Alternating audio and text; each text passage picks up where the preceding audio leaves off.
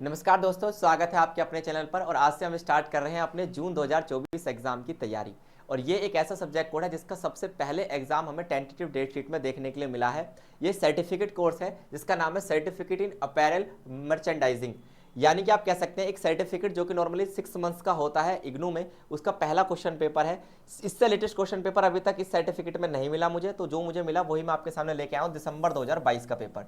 इसमें जैसे क्वेश्चन आते हैं यहीं से आपको बहुत से क्वेश्चन रिपीट देखने के लिए मिल जाएंगे। सब्जेक्ट कोड आप अपना मैच कर सकते हैं BHC005। नाम क्या है इसका? बेसिक्स ऑफ अपैरल इंडस्ट्री, साथ साथ एंटरप्रेन्योरशिप। एंटरप्रेन्योरशिप की बात यहाँ पर करेंगे। 100 नंबर का आपका पेपर होने वाला है और 3 घंटे का आपका क्या होगा, ये पेपर होगा। क्वेश्चंस को कैसे पढ़ना है? इंग्लिश मीडियम में पेपर होता है, हिंदी में पेपर नहीं होता। सारे आंसर्स आपको इंग्लिश में ही अटेम्प्ट करने होंगे। तो क्वेश्चंस में से हमें कुछ कीवर्ड्स ढूंढने पड़ेंगे। ये कीवर्ड्स कैसे होंगे? उन्हीं कीवर्ड्स के बेस पे हमें क्या करना पड़ेगा, आंसर्स यहाँ पर देने पड़ेंगे। तो चलिए मैं आपको बताता हूँ कौन कौन से कीवर्ड्स यहाँ पर हैं। सारे क्वेश्चन अटेम्प्ट करने, लगभग आप कह सकते हैं 5 क्वेश्चन अटेम्प्ट करने, सारे नहीं करने। और उन 5 क्वेश्चंस को आपको हर क्वेश्चन को 400 शब्दों में अटेम्प्ट करना है। यानी कि आप कह सकते हैं कि वर्ड लिमिट जो रखी गई यहाँ पर 400 शब्दों की रखी गई है। देखिए पहला क्वेश्चन काफी लेंदी है, लेकिन अगर इसका कीवर्ड ढूंढे तो बहुत छोटा क्वेश्चन ये है। Give an overview of textile industry. आपको ओवरव्यू देना है केवल किसका? टेक्सटाइल इंडस्ट्री जो होती है, जिसे हम वस्त्र उद्योग भी कहते हैं in India, bye focusing on the history, growth and segmentation of apparel market. यानी आप कह सकते हैं टेक्सटाइल इंडस्ट्री की हिस्ट्री क्या है, किस तरीके से इंडिया में इसका क्या हुआ, ग्रोथ हुआ, और किस तरीके से आप कह सकते हैं अपैरल मार्केट में इसने अपनी जगह बनाई। घुमा फिरा के ये सब फालतू की बात है। यहाँ पर आपको लिखना क्या है, केवल और केवल टेक्सटाइल इंडस्ट्री जो है इसकी एक अच्छी खासी समरी आपको यहाँ पर क्या करनी पड़ेगी, लिखनी पड़ेगी। और वर्ड लिमिट मैंने आपको बता ही दिया, लगभग 400 शब्दों में आपको यहाँ पर इलेबोरेट करना है टेक्सटाइल इंडस्ट्री को। क्योंकि एंटरप्रेन्योरशिप सब्जेक्ट कोड का नाम है, तो हमें हर आप कह सकते हैं इंडस्ट्री के बारे में आप पता होना चाहिए। क्वेश्चन नंबर 2 के 2 पार्ट आपको यहाँ पर देखने के लिए मिलेंगे। ऑप्शन ए क्या है? How has the growth of apparel industries evolve in developing countries. आपको बताना है किस तरीके से ग्रोथ होती है इंडस्ट्रीज की, किसमें? डेवलपिंग कंट्री में। आपको पता दे रहा है 3 types of country, developed country, developing country और अंडर डेवलप्ड। तो आपको यहाँ पर डेवलपिंग कंट्री की बतानी है। जैसे डेवलपिंग कंट्री में आपको पता है इंडिया भी आती है, तो आप यहाँ पर इंडिया का एग्जांपल ले सकते हैं ये बताने में कि इंडस्ट्रीज कैसे ग्रोथ करती हैं। ये एक तरीके से आपको पूरा प्रोसेस बताना है। साथ में आप देख पाएंगे यहाँ पे discuss apparel export industry in India. Bharat की कौन सी इंडस्ट्री आपको बतानी है? एक्सपोर्ट इंडस्ट्री, यानी ऐसी इंडस्ट्री जिसमें ऐसा प्रोडक्ट बनाया जाता है जिसको नॉर्मली क्या किया जाता है, एक्सपोर्ट किया जाता है इंडिया से बाहर। ऐसी इंडस्ट्री को फोकस किया है। एक इंपोर्ट इंडस्ट्रीज होती है, एक होती है एक्सपोर्ट इंडस्ट्री। उसमें से यहाँ पर आपको क्या बतानी है, एक्सपोर्ट वाली। राइट एन एसे ऑन, आपको एक एसे लिखना है ई कॉमर्स पर। आपको पता है ई कॉमर्स बहुत सारी कंपनियां जो आज के समय डिजिटल मार्केटिंग कर रही हैं, अमेजोन है, फ्लिपकार्ट है, इन सभी का काम ई कॉमर्स वाला होता है, जहां पे कुछ सेलर होते हैं और कुछ क्या करने वाले होते हैं, ऑर्डर करने वाले होते हैं, जिन्हें हम कस्टमर भी कहते हैं। तो ई कॉमर्स के ऊपर यहाँ पर आपको ऐसे तैयार करना है और वर्ड लिमिट मैंने आपको बताई दी है, उसके ऊपर लिखना है। चलिए दोस्तों, यदि नेक्स्ट हम बात करें तो क्वेश्चन नंबर यहाँ पर आता है 4।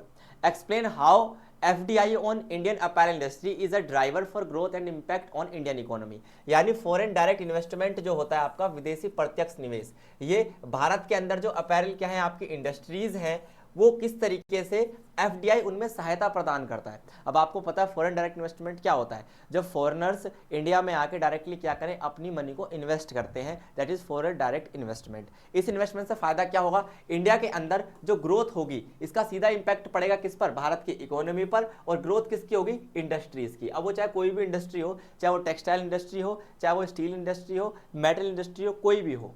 नेक्स्ट है explain the challenges and benefits of FDI। एक नॉर्मल टाइप का simple question, what is FDI भी आप इसे कह सकते हैं। इसके बेनिफिट्स बताने हैं 5 नंबर में, इसके चैलेंजेस बताने हैं 5 नंबर में। अब यदि हम बात करें मेक इन इंडिया, आपने एक प्रोग्राम का नाम सुना होगा मेक इन इंडिया। क्या मोटिव था इस प्रोग्राम का, फॉरेन डायरेक्ट इन्वेस्टमेंट। यही तो इसका मोटिव था कि विदेशी प्रत्यक्ष निवेश को कैसे बढ़ावा दिया जाए, यही इसका मोटिव था मेक इन इंडिया प्रोग्राम का। क्वेश्चन नंबर 5 की बात करते हैं। उम्मीद है ये क्वेश्चन आपको समझ में आ गया होगा। क्वेश्चन नंबर 5 क्या है, देखिए describe the basis for market segmentation. देखिए ये कॉन्सेप्ट है, बार बार ये शब्द आपको दिखाई दे रहा होगा, यही इस क्वेश्चन का कीवर्ड है कि मार्केट सेगमेंटेशन होता क्या है ना। अब इसके ऊपर या तो क्या का क्वेश्चन आ सकता है, व्हाट, है ना, इसकी आवश्यकता क्यों है ना, क्यों का क्वेश्चन, और यहां पर आपसे पूछा है इसके बेसिस का क्वेश्चन, कौन कौन से बेसिस पे होता है ये।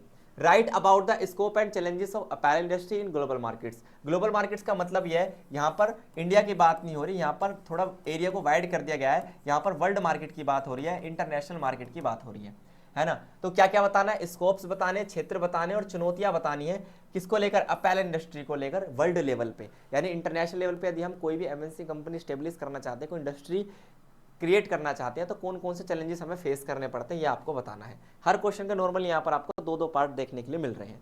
क्वेश्चन नंबर 6 की बात करते हैं। इसमें पहला क्या है, define product and right about its various classification. Product क्या होता है, डायरेक्ट इकोनॉमिक्स का उठाया हुआ सवाल आप किसे कह सकते हैं। प्रोडक्ट क्या होता है उसकी डेफिनेशन यहाँ पर देनी है, और ये बताना है प्रोडक्ट कितने टाइप्स के होते हैं, उसका क्लासिफिकेशन बताना है। 5 नंबर में डेफिनेशन, 5 नंबर में classification. Next, explain product life cycle and product hierarchy. Product life cycle एक अलग कॉन्सेप्ट है दोस्तों, और दूसरी तरफ है आपका क्या, प्रोडक्ट हायरार्की। आप इसे क्लासिफिकेशन से जोड़ सकते हैं कहीं ना कहीं, लेकिन ये ऐसे कॉन्सेप्ट है, यदि आप इन्हें कॉन्सेप्ट क्लास में चाहते हैं तो आप क्या कर सकते हैं, हमें कमेंट कर सकते हैं, क्योंकि कॉन्सेप्ट कुछ शब्दों में समझाने लायक नहीं है, इनके ऊपर एक पूरा एक्सप्लेनेशन आपको चाहिए। क्लियर दोस्तों, ये याद रखना है आपको कि इसमें हिंदी मीडियम का पेपर आपको नहीं मिलेगा, ये प्योरली क्या होता है, इंग्लिश मीडियम पेपर होता है। How are the marketing activities of a brand designed. कोई भी ब्रांड यदि है भारत में, आप कोई भी ब्रांड ले ले, फॉर एग्जांपल मैं आपसे कहता हूं, आपने कोई भी ब्रांड, रेड टेप ब्रांड ले लिया भारत में, है ना, तो बताइए किस तरीके से क्या करते हैं, अपनी मार्केटिंग करते हैं, ये आपको बताना है। इनकी कौन कौन सी मार्केटिंग एक्टिविटीज होती हैं। आज के समय आपको पता है सबसे बड़ी मार्केटिंग एक्टिविटी क्या होती है आपकी, सोशल मीडिया। अगर सोशल मीडिया पे अच्छी खासी मार्केटिंग आपकी हो रही है तो इसका मतलब आप ज्यादा सेल कर पाएंगे। Explain how a branding strategy is formulated. कैसे कोई ब्रांडिंग स्ट्रेटेजी बनाई जाती है, अलग अलग तरीके से बनाई जाती है। आज के समय में तो पूरी की पूरी एड कंपनियां दुनिया में चल रही हैं, जो कि जिनका काम ही क्या होता है, केवल दूसरों के प्रोडक्ट्स की क्या करना, ब्रांडिंग करना। ये बात आपको याद रखनी है। बात करते हैं क्वेश्चन नंबर 8 की। इंपॉर्टेंट क्वेश्चन है, क्यों, क्योंकि इसमें छोटे छोटे टॉपिक्स आपसे पूछे जाएंगे, कोई 4 आपको करने होते हैं। पहला टॉपिक है मल्टी फाइबर एग्रीमेंट, क्या होता है कंपनियों के बीच, वो आपको यहां पर बताना है। इसके अलावा यदि हम देखें, scope of entrepreneurship in India, Bharat में एंटरप्रेन्योरशिप का क्या स्कोप है, एक सिंपल टाइप का क्वेश्चन है। गूगल डॉक्स क्या होते हैं, ये आपको बताना है। Work flow of sampling department, है ना, ये एक अलग टाइप का क्वेश्चन है। Difference between organised and unorganised retailing, 2 प्रकार की रिटेलिंग आपने नॉर्मली सुनी होगी अगर आप इस सब्जेक्ट को ध्यान से पढ़ रहे हैं। एक ऑर्गेनाइज्ड रिटेलिंग होती है, एक अनऑर्गेनाइज्ड होती है। इसके साथ आप यहीं पे लगा लीजिए अनऑर्गेनाइज्ड रिटेलिंग, है ना। वर्ल्ड ट्रेड ऑर्गेनाइजेशन WTO के ऊपर डायरेक्ट क्वेश्चन। तो अगर हमें कोई 4 क्वेश्चन अटेम्प्ट करने हो तो पेपर में हम कौन कौन से कर सकते हैं, scope of entrepreneurship, Google docs एक सिंपल क्वेश्चन है, वर्ल्ड ट्रेड ऑर्गेनाइजेशन का क्वेश्चन हम कर सकते हैं, और कॉन्सेप्ट ऑफ B2B और B2C तो आपको पता ही होगा, यानी बिजनेस टू बिजनेस एक होता है और दूसरा होता है business to customer. Business to business तब होता है जब आप एसोसिएटर के रूप में काम कर रहे होते हैं एक कंपनी को दूसरी कंपनी में बिजनेस दिलाने में। लेकिन जब कोई डीलिंग कहां से हो रही होती है, जब कोई डीलिंग बिजनेस से किसके साथ हो रही होती है, डायरेक्ट डीलिंग हो रही होती है कस्टमर के साथ, जिसे हम प्राइमरी फील्ड भी कह देते हैं। तो ये बात आपको याद रखनी है, इसे हम क्या कहते हैं, B2C। 2 प्रकार की होती है। इंपॉर्टेंट क्वेश्चन है, बार बार एग्जाम में छपने वाला प्रश्न, और ये एक सिंपल टाइप का आपका क्वेश्चन हो गया, स्कोप वाला। ये क्वेश्चन हो सकता है आपके एग्जाम में आए। तो उम्मीद है जो क्वेश्चंस मैंने आपको बताए आपके सर्टिफिकेट कोर्स को कंप्लीट करने में आपकी मदद करेंगे। ये क्वेश्चन पेपर भी यदि आप सोल्व कर लेते हैं बैठ के, तो इसमें से आपको कई रिपीटेड क्वेश्चन दिख जाएंगे जिनसे आप आसानी से पास हो सकते हैं। तो आज के लिए केवल इतना ही। यदि आप चैनल पर नए हैं तो सब्सक्राइब करें, यहाँ पर आपको इग्नू से जुड़े सारे अपडेट मिलेंगे। थैंक यू, धन्यवाद, नमस्कार।